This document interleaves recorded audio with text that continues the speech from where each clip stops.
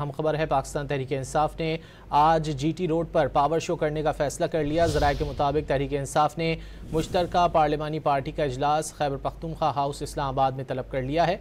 मज़ीद जानेंगे don news के नुमाइंदे इरफान सदुज़ई से। इरफान, क्या तफसीलात हैं?